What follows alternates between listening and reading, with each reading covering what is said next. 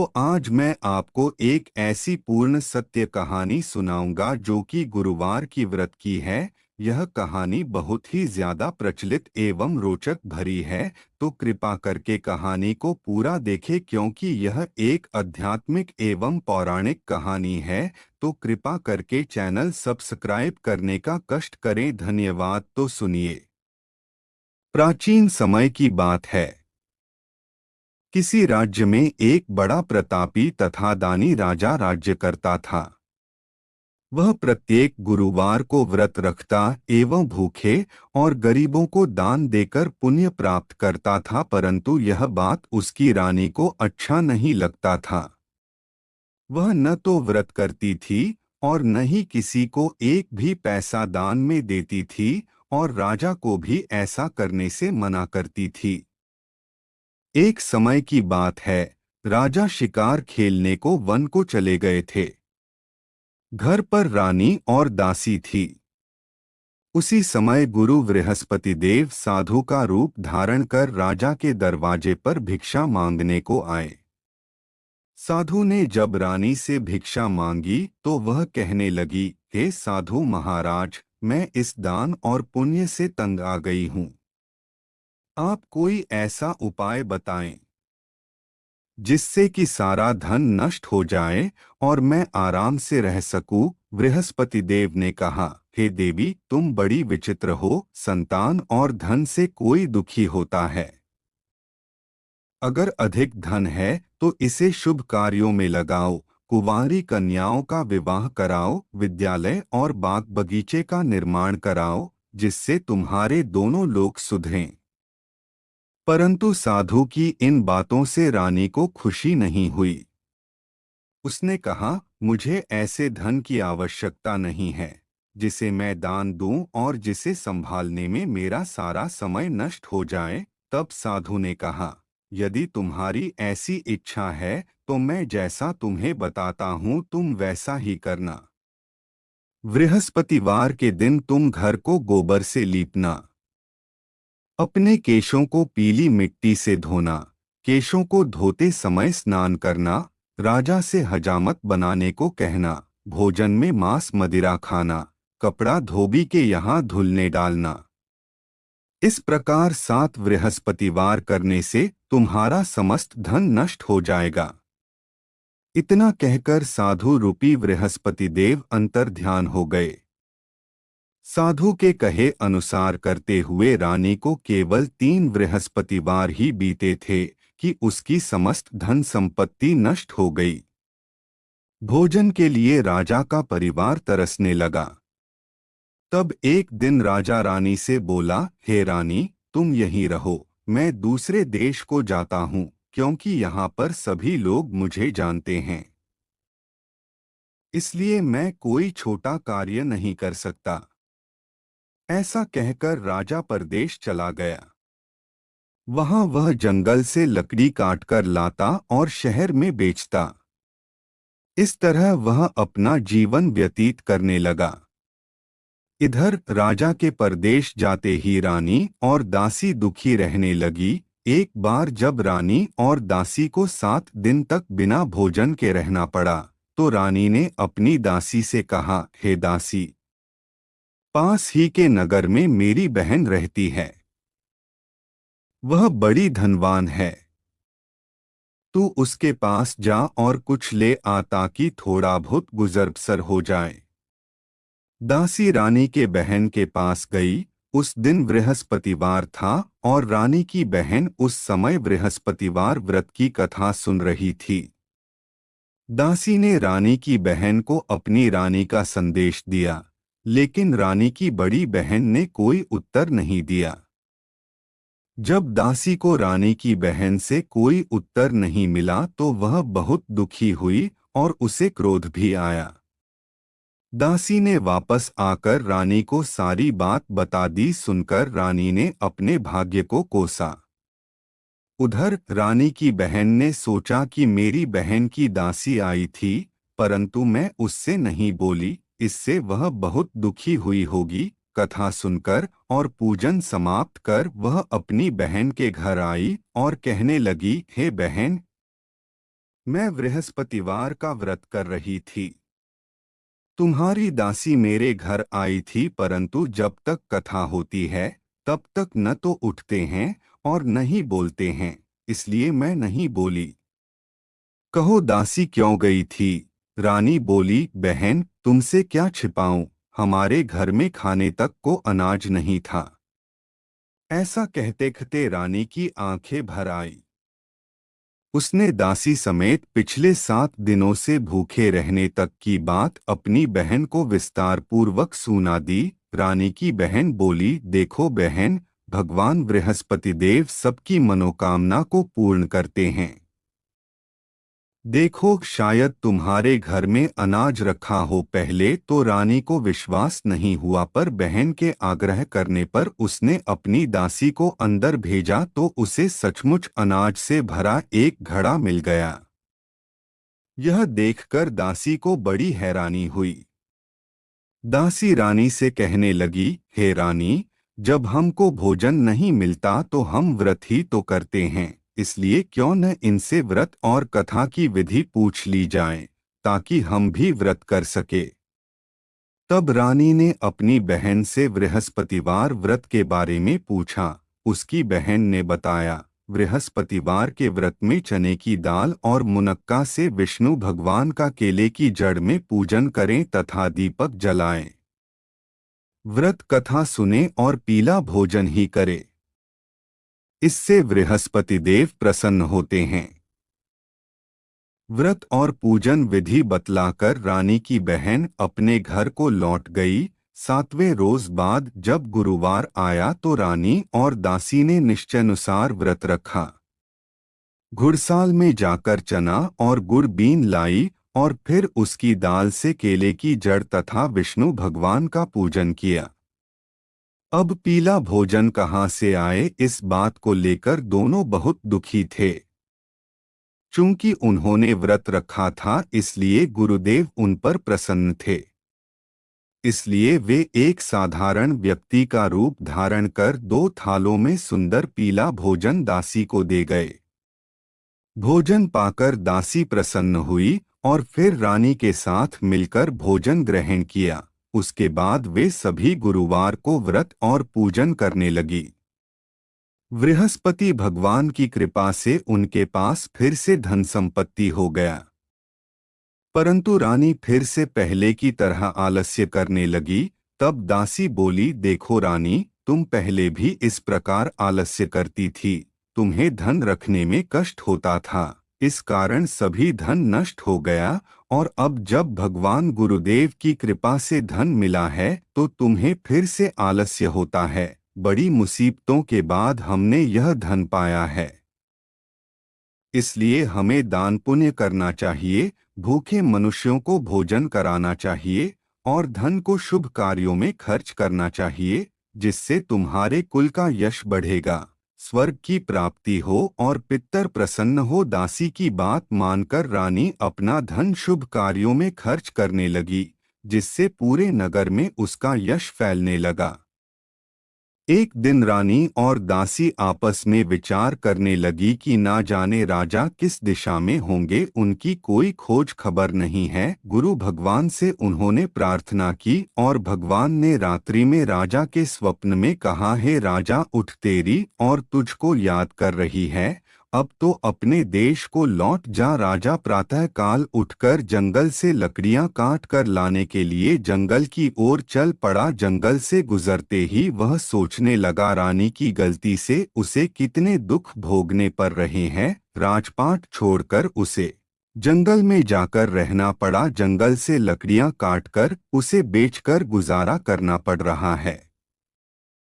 उसी समय जंगल में बृहस्पति देव एक साधु के रूप में धारण कर आए और राजा के पास आकर बोले, हे लकड़हारा, तुम इस सुनसान जंगल में किस चिंता में बैठे हो, मुझे बताओ। यह सुनकर राजा के नेत्रों में जल भर आया और साधु से वंदना कर बोला, है प्रभु, आप सब कुछ जानने वाले हैं। इतना कहकर राजा ने साधु को अपनी संपूर्ण कहानी सुना। भी महात्मा दयालु होते हैं। वे राजा से बोले, हे राजा, तुम्हारी पत्नी ने बृहस्पति देव के प्रति अपराध किया था, इस कारण तुम्हारी यह दशा हुई है। अब तुम किसी प्रकार की चिंता मत करो, भगवान तुम्हें पहले से अधिक धन देंगे। देखो, तुम्हारी पत्नी ने बृहस्पतिवार का व्रत प्रारंभ कर दिया है। अब तुम भी बृहस्पतिवार का व्रत करने चने की दाल व गुड़ को लोटे में डालकर केले के पूजन करो, फिर कथा कहो या सुनो, भगवान तुम्हारी सब मनोकामनाओं को पूर्ण करेंगे। साधु को प्रसन्न देखकर राजा बोले, हे प्रभु, मुझे लकड़ी बेचकर इतना पैसा भी नहीं बचता जिसको मैं भोजन के उपरांत कुछ बचा सकूं। मैं रात्रि में अपनी रानी को व्याकुल देखा है। मेरे पास कोई साधन नहीं है जिससे मैं समाचार जान सकूं। फिर मैं बृहस्पति देव की क्या कहानी कहूं, मुझको तो कुछ मालूम ही नहीं। साधु ने कहा, हे राजा, तुम किसी बात की चिंता मत करो। बृहस्पतिवार के दिन तुम रोजाना की तरह लकड़ी लेकर शहर में जाओ। तुम्हें रोज से दुगना धन प्राप्त होगा जिसे तुम भली भांति भोजन कर लोगे था। बृहस्पति देव की पूजा का सामान भी आ जाएगा। फिर बृहस्पति देव ने राजा को एक कहानी सुनाई।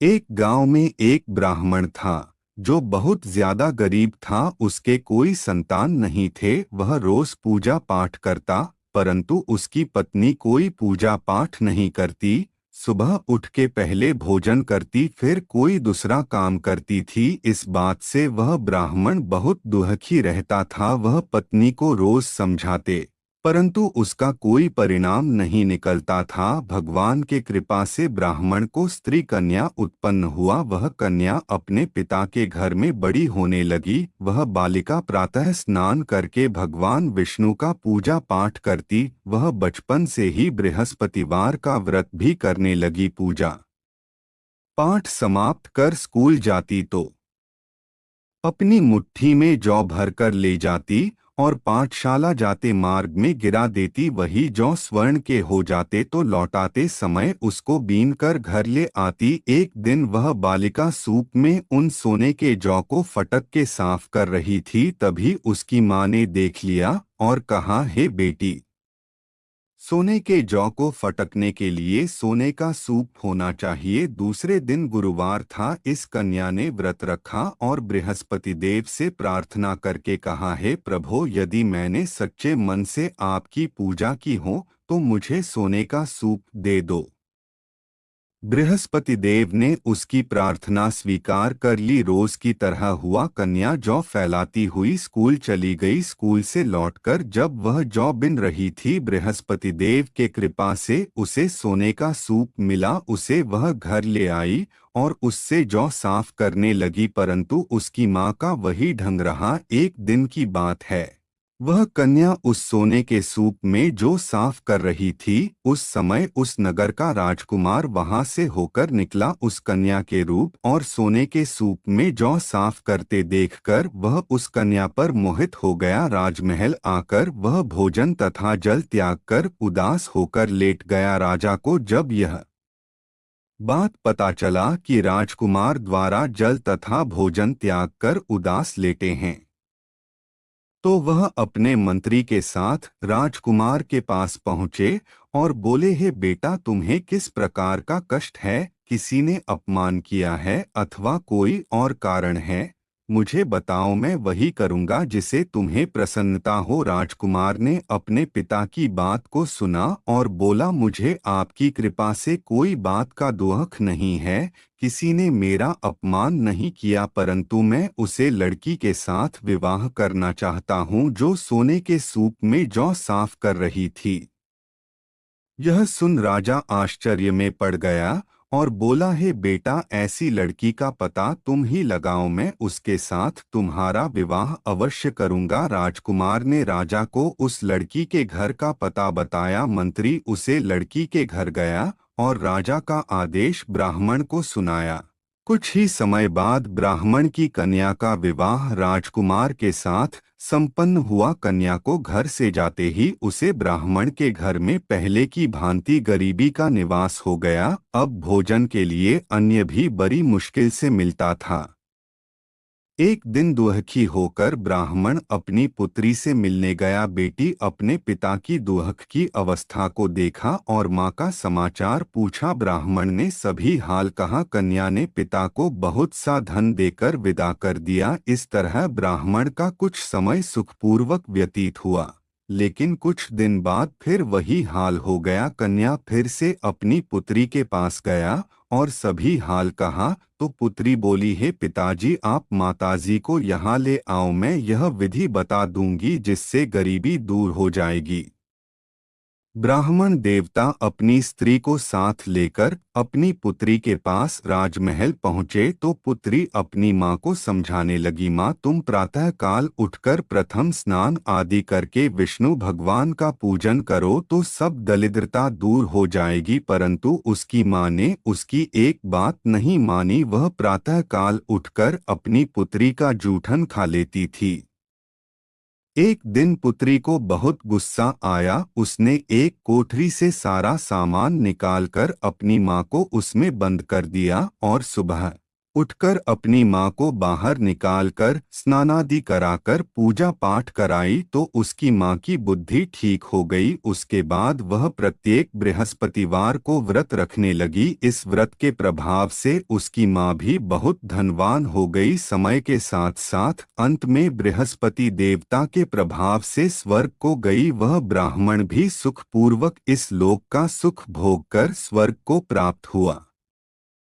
इस तरह कहानी कहकर साधु देवता वहां से लोप हो गए। धीरे धीरे समय व्यतीत होने पर फिर बृहस्पतिवार का दिन आया। राजा जंगल से लकड़ी काटकर किसी शहर में बेचने चला गया। उसे दिन और दिनों से अधिक धन मिला। राजा ने चना गुड़ आदि लाकर बृहस्पतिवार का व्रत किया। उस दिन से उसके सभी क्लेश दूर हो गए। परंतु जब अगला गुरुवार का दिन आया तो वह बृहस्पतिवार का व्रत करना भूल गया। इस कारण बृहस्पति भगवान नाराज हो गए। उस दिन उस नगर के राजा ने विशाल यज्ञ का आयोजन किया था तथा अपने समस्त राज्य में घोषणा करवा दी कि कोई भी मनुष्य अपने घर में भोजन न बनाए तथा आग भी न जलाए। समस्त लोग मेरे यहाँ भोजन करने आवे। इस आज्ञा को जो न मानेगा उसको फांसी की सजा दी जाएगी। राजा के आगे अनुसार राज्य के सभी वासी राजा के भोज में सम्मिलित हुए, लेकिन लकड़हारा कुछ देर से पहुंचा, इसलिए राजा उसको अपने साथ महल में ले गए। जब राजा लकड़हारे को भोजन कर रहे थे तो रानी की दृष्टि उस खुंटी पर पड़ी जिस पर उसका हार लटका हुआ था। उसे हार खूंटी पर लटका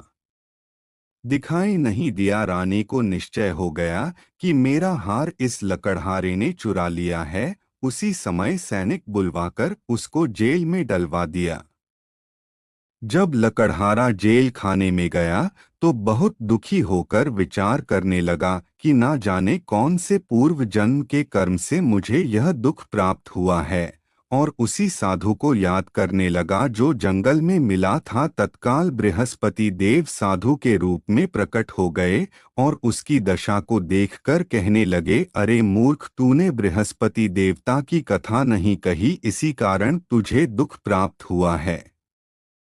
अब चिंता मत कर, बृहस्पतिवार के दिन जेल खाने के दरवाजे पर 4 पैसे पड़े मिलेंगे। उसे तो बृहस्पति देव का पूजा करना, तेरे सभी कष्ट दूर हो जाएंगे। अगले बृहस्पतिवार को जेल के दरवाजे पर 4 पैसे मिले। राजा ने पूजा का सामान मंगाकर कथा कही और प्रसाद बांटा। उसी रात्रि को बृहस्पति देव ने उसे नगर के राजा की सपने में कहा, हे राजा, तूने जिस आदमी को जेल खाने में बंद कर दिया है वह निर्दोष है, वह राजा है, उसे छोड़ देना। रानी की हार उसी खुंटी पर लटका हुआ है। अगर तू वैसा नहीं करेगा तो मैं तेरे राज्य को नष्ट कर दूंगा। राजा प्रातः काल उठा और खूंटी पर हर तांगा देखकर लकड़हारे को बुलाकर मांगी तथा राजा के योग्य सुंदर वस्त्र आभूषण भेंट कर विदा कर दिया। गुरुदेव की आज्ञा अनुसार राजा अपने नगर को चल दिया। राजा जब नगर के निकट पहुंचा तो उसे बड़ी आश्चर्य हुआ। नगर में पहले से अधिक बाग, तालाब और कुआं तथा बहुत सारी धर्मशालाएं, मंदिर आदि बने हुए थे। राजा ने पूछा कि यह सब किसका बाग और धर्मशाला है। तब नगर के लोग कहने लगे, यह सब रानी और दासी द्वारा बनवाए गए हैं। राजा को आश्चर्य हुआ और गुस्सा भी आया। जब रानी ने खबर सुनी कि राजा आ रहे हैं तो उसने अपनी दासी से कहा, हे दासी, देख राजा हमको कितनी बुरी हालत में छोड़ गए थे, वह हमारी ऐसी हालत देखकर लौट न जाए, इसलिए तू दरवाजे पर खड़ी हो जा। रानी के आज्ञा अनुसार दासी दरवाजे पर खड़ी हो गई। जब राजा आए तो उन्हें अपने साथ महल में ले आई। तब राजा ने क्रोध करके अपनी तलवार निकाली और पूछने लगा, बताओ यह धन तुम्हें कैसे प्राप्त हुआ। तब रानी ने बताया, हमें यह सब धन बृहस्पति देव के व्रत के प्रभाव से प्राप्त हुआ है। राजा ने तब निश्चय किया कि 7 रोज बाद तो सभी बृहस्पति देव का पूजन करते हैं, परंतु मैं रोजाना दिन में 3 बार कथा कहा करूंगा तथा रोज व्रत किया करूंगा। अब हर समय राजा के दुपट्टे में चने की दाल बंधी रहती तथा दिन में 3 बार कथा कहता। एक रोज राजा ने विचार किया, चलो अपनी बहन के यहाँ हो आए। इस तरह का निश्चय कर घोड़े पर सवार हो अपनी बहन के यहाँ चल दिया। मार्ग में उसने देखा कि कुछ आदमी एक मुर्दे को लिए जा रहे हैं। उन्हें रोक कर राजा कहने लगा, अरे भाइयों, मेरी बृहस्पतिवार की कथा सुन लो। वह बोले, लो हमारा तो आदमी मर गया है, इसको अपनी कथा की पड़ी है। परंतु कुछ आदमी बोले, अच्छा कहो, हम तुम्हारी कथा भी सुनेंगे। राजा ने दाल निकाली और कथा कहानी शुरू कर दी। जब कथा आधी हुई तो मुर्दा हिलने लगा और कथा समाप्त हुई तो राम राम कहते हुए वह मुर्दा खड़ा हो गया। राजा आगे बढ़ा, उसे चलते चलते शाम हो गई। आगे मार्ग में उसे एक किसान खेत में हल चलाता मिला। राजा उसे बोला, अरे भैया, तुम मेरी बृहस्पतिवार का कथा सुन लो। किसान बोला, जब तक मैं तेरी कथा सुनेगा तब तक 4 हरया जोत लूंगा। जा तू अपना कथा किसी और को सुनना। राजा आगे चलने लगा। राजा के हटते ही बैल पछाड़ खाकर गिर गया तथा किशन के पेट में बहुत जोर से दर्द होने लगा। इस समय किशन की माँ रोटी लेकर आई। उसने जब यह देखा तो अपने पुत्र से सभी हाल पूछा। बेटा ने सभी हाल बता दिया। बुढ़िया दौड़ी दौड़ी उस घूर सवार के पास गई और उसे बोली, मैं तेरी कथा सुनूंगी, तू अपनी कथा मेरे खेत पर चलकर कहना। राजा ने लौटकर बुढ़िया के खेत पर जाकर कथा कही, जिसे सुनते ही बल खड़े हो गए और किशन के पेट का दर्द भी बंद हो गया। राजा अपने बहन के घर पहुंच गया। बहन ने भाई की खूब मेहमानी की। दूसरे रोज प्रातःकाल राजा जागा तो वह देखने लगा कि सब लोग भोजन कर रहे हैं। राजा ने अपनी बहन से जब पूछा कि ऐसा कोई मनुष्य है जिसने भोजन न किया हो, जो मेरी बृहस्पतिवार की कथा सुन ले, तो बहन बोली है, भैया यह देश ऐसा ही है। पहले यहाँ के लोग भोजन करते हैं, बाद में कोई अन्य कार्य करते हैं। अगर पड़ोस में कोई हो तो देख आती हूँ। ऐसा कहकर बहन देखने चली गई, परंतु उसे कोई भी ऐसा व्यक्ति नहीं मिला जिसे भोजन न किया हो। वह एक कुम्हार के घर गई जिसका लड़का बीमार था। उसे मालूम हुआ कि उसके यहाँ 3 दिन से किसी ने भोजन नहीं किया है। रानी ने अपने भाई की कथा सुनने के लिए कुमार से कहा। वह तैयार हो गया। राजा ने जाकर बृहस्पतिवार की कथा कही, जिसको सुनकर उसका लड़का ठीक हो गया। अब तो राजा की प्रशंसा होने लगी। एक दिन राजा ने अपनी बहन से कहा, हे बहन, मैं अपने घर जाऊंगा, तुम भी तैयार हो जाओ। राजा की बहन अपने सास से अपने भाई के साथ जाने की आज्ञा मांगी तो सास बोली, चली जा, परंतु अपने लड़कों को मत ले जाना, क्योंकि तेरे भाई को कोई संतान नहीं होता है। बहन ने अपने भाई से कहा, हे भैया, मैं तो चलूंगी, परंतु कोई बालक नहीं जाएगा। राजा ने कहा, जब कोई बालक नहीं जाएगा तब तुम जाकर क्या करोगी। दुखी मन से राजा अपने नगर को लौट आया। राजा ने अपनी रानी से कहा, हम निःसंतान हैं, इसलिए कोई हमारे घर आना पसंद नहीं करता। इतना कहा